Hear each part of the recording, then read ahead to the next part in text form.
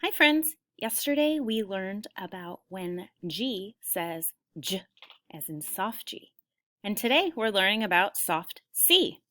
So C often says k, k. That is hard C.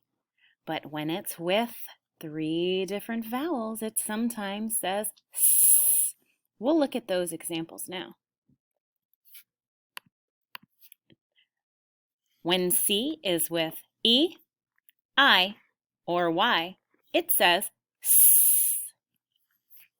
Let's look at some words with C followed by an E.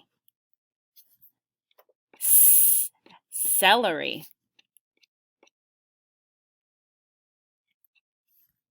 Cereal. Can you think of another word when C is followed by an E? When C is followed by an I, it says S, as in Cinderella. Or circle.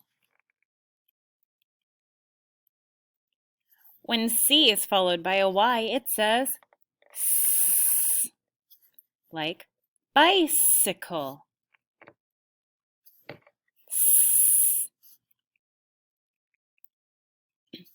And fancy.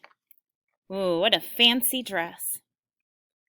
Now, friends, with all phonics skills and all rules, sometimes there are exceptions, but typically when C is followed by an E, I, or Y, it says S.